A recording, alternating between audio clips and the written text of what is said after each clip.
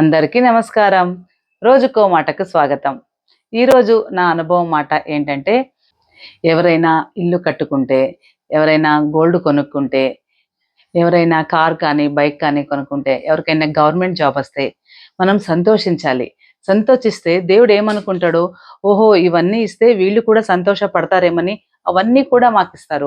వాళ్ళు అది తీసుకున్నారు కదా అని అసూయ పడితే, ఇవన్నీ ఇస్తే వీళ్ళకేమో అసూయ కలుగుతుంది కదా, అందుకే వీళ్ళకి ఇచ్చేదొద్దు అనుకుంటాడు. అందుకని మేము ఇప్పుడు ఎవరైనా గోల్డ్ కొనుక్కున్నారనుకోండి, ఆ గోల్డ్ చూసి మనం సంతోషమైతే దేవుడు ఓహో! గోల్డ్ తీసుకుంటే వీళ్ళు కూడా సంతోషంగా ఉంటారేమని అప్పుడు మాకు కూడా ఇస్తాడు. అదే ఎవరైనా ఏదైనా గవర్నమెంట్ జాబ్ వచ్చిందనుకోండి, అప్పుడు ఓహో! వాళ్ళకొచ్చింది కదా అని సంతోషిస్తే వీళ్ళకు కూడా గవర్నమెంట్ జాబ్ వస్తే సంతోషం అవుతుంది కదా అనేసి దేవుడిస్తాడు. అలాగే వేరే వాళ్ళని చూసి వాళ్ళు కారు కొనుక్కున్నారని మనం అసూయ పడితే అప్పుడు దేమనుకుంటాడు, ఓహో! వీళ్ళకి కారు ఇష్టం లేదేమో అందుకే అసూయ పడుతున్నారని కారు ఇయ్యడు. అంటే ఇది ఉదాహరణలు చెప్తున్నాను అంతే.